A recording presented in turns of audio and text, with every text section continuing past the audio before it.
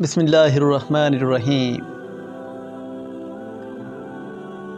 مسجد اقصیٰ کو مسلمانوں کا قبلہ اول اس لیے کہا جاتا ہے کہ معراج شریف میں نبی کریم صلی اللہ علیہ وآلہ وسلم کو سفر کرایا گیا۔ مسلمانوں کا قبلہ اول اس لیے بھی کہا جاتا ہے کہ معراج شریف میں نماز کے فرض ہونے کے بعد 16 سے 17 ماہ تک مسلمان اسی مسجد کی طرف رخ کر کے نماز پڑھتے رہے۔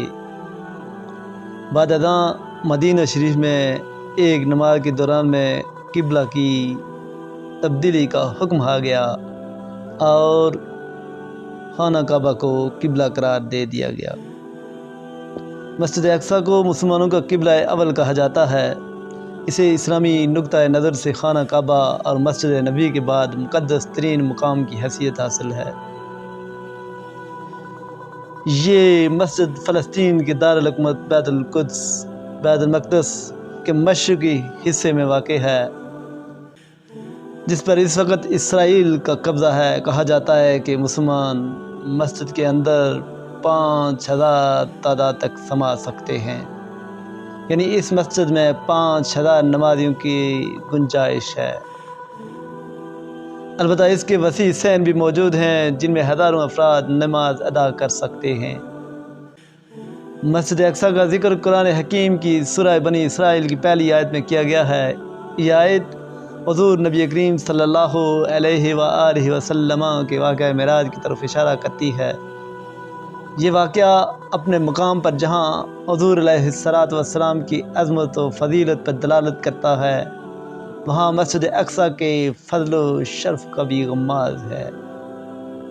قرآن حکیم میں فرمایا گیا ہے: سبحان الذی اسریٰ بعبدہ لیلا من المسجد الحرام الی المسجد الاقصی الذی بارکنا حولہ لنریہ من آیاتنا انہ هو السمیع البصیر، کہ پاک ہے وہ ذات جو اپنے بندے کو راتوں رات لے گئی مسجد حرام سے مسجد اقصیٰ تک، جس کے ارد گرد کو ہم نے برکتوں والا بنا دیا ہے تاکہ ہم اسے اپنی نشانیاں دکھا سکیں۔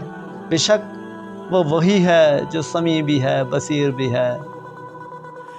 مسجد اقصیٰ کو مسلمانوں کا قبلہ اول اس لیے کہا جاتا ہے کہ معراج شریف میں نماز کے فرض ہونے کے بعد 16 سے 17 ماہ تک مسلمان اسی مسجد کی طرف رخ کر کے نماز پڑھتے رہے۔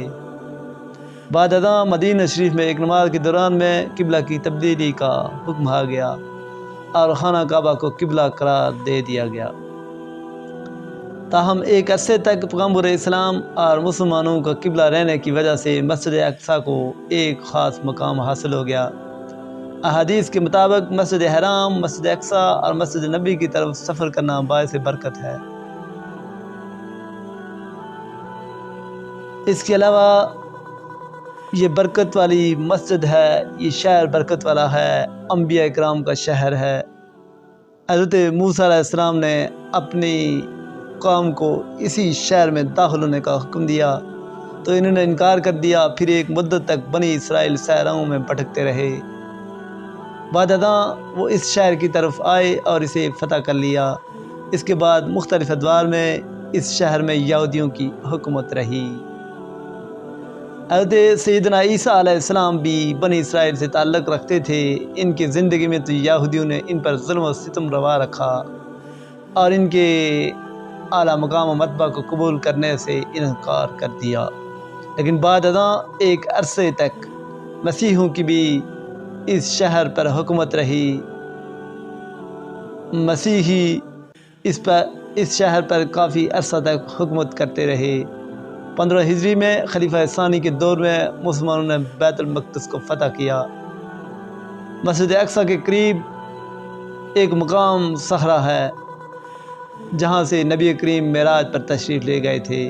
آج کل دنیا میں الاقصیٰ کے ذکر کے ساتھ جو تصویر آنکھوں کے سامنے ابھرتی ہے وہ اسی مقام کی ہے، جس کے اوپر عبد المالک بن مروان کے دور میں ایک گنبد تعمیر کر دیا گیا تھا۔ مسجد اقصیٰ سے یہ مقام چونکہ بہت قریب ہے، اس لیے یہی مسجد بعد میں مسجد الاقصیٰ کہلائی۔ فلسطین کی آبادی نے رفتہ رفتہ اسلام قبول کر لیا۔ اس طرح سے فلسطین کی سرزمین آغوش اسلام میں آ گئی۔ یہودیوں کی مختصر آبادی کے علاوہ عیسائیوں کی بھی کچھ آبادی اس سرزمین پر ہمیشہ موجود رہی۔ رسول اسلام سے پہلے چونکہ یہ سرزمین ہمیشہ انبیاء کا مرکز رہی ہے، اس لیے دنیا کے 3 بڑے ادیان کے نزدیک یہ آج بھی محترم ہے۔ شاید دنیا میں کسی اور سرزمین کو یہ خصوصیت اور حیثیت حاصل نہیں۔ یہ سوال بھی بہت اہم ہے کہ مسجد اقصی کا بانی کون ہے۔ بعض لوگ حضرت آدم علیہ السلام کو، بعض حضرت ابراہیم علیہ السلام کو اور بعض حضرت یعقوب علیہ السلام کو اس کا بانی قرار دیتے ہیں۔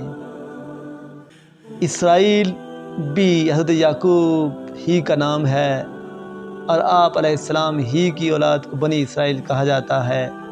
آپ علیہ السلام کی اولاد میں سے حضرت سلیمان علیہ السلام نے بھی یہاں معبد تعمیر کیا۔ اس کو ہیکل سلیمانی کہا جاتا ہے۔ بعض لوگوں کا کہنا ہے کہ حضرت سلیمان علیہ السلام نے اس معبد کی تجدید کی جسے حضرت یعقوب علیہ السلام نے تعمیر کیا تھا، جو پہلے سے یہاں پر موجود تھا۔ چونکہ حضرت عیسیٰ علیہ السلام اور حضرت محمد صلی اللہ علیہ وآلہ وسلم پر ایمان نہیں رکھتے تھے، یہودی لوگ ان دونوں ہستیوں پر ایمان نہیں رکھتے تھے، اس لیے وہ چیزیں جو ان دونوں ہستیوں سے مربوط ہیں ان کے احترام کے بھی قائل نہیں۔ ان کا یہ کہنا ہے کہ اس وقت جس جگہ پر مسجد اقصی موجود ہے اسی کے نیچے ہیکل سلیمانی کی عمارت بھی موجود ہے، اسی لیے ان کی خواہش یہ ہے کہ مسجد اقصی کو گرا کر ہیکل سلیمانی کو بحال کیا جائے۔ یزید بن معاویہ کے بعد مروان بن حکم نے حکومت سنبھالی۔ چونکہ یزید کے بیٹے نے تخت حکومت پر بیٹھنے سے انکار کر دیا تھا، مروان کی حکومت زیادہ دیر نہ رہی۔ اس کی وفات یا ایک قول کے مطابق قتل کے بعد حکومت عبد الملک بن مروان کے ہاتھ آ گئی۔ اس کے دور حکومت کے آغاز میں مکہ مکرمہ پر حضرت عبداللہ ابن زبیر کی حکومت تھی۔ حج کے موقع پر وہ اپنی طرف حاجیوں کو دعوت دیتے تھے۔ عبد الملک کو یہ گوارا نہ تھا کہ شام سے جانے والے لوگوں کو وہ اپنی طرف مائل کر لیں۔ اس نے مناسب سمجھا کہ لوگوں سے کہا جائے کہ مسجد اقصی بھی مسجد حرام ہی کی طرح عظمت رکھتی ہے، حج کے لیے اس کی طرف بھی جایا جا سکتا ہے۔ چنانچہ اس نے مسجد اقصی کی تعمیر نو شروع کروائی۔ گنبد صخرہ بھی بہت خوبصورت بنوایا۔ تعمیر کا کام البتہ اس کے دور میں مکمل نہ ہو سکا۔ اس کے بیٹے ولید بن عبد الملک نے مسجد اقصی کی تعمیر مکمل کروائی۔ عباسی حکمران ابو جعفر منصور نے بھی اس مسجد کی مرمت کروائی۔ پہلی صلیبی جنگ کے بعد عیسائیوں نے بیت المقدس پر قبضہ کر لیا۔ انہوں نے اس کے اندر بہت سی تبدیلیاں کی، کئی نئی عمارتیں بھی بنائیں۔ بعد ازاں صلاح الدین ایوبی نے 1187 میں عیسائیوں کو شکست دے کر بیت المقدس پر قبضہ کر لیا اور اسلامی آثار کو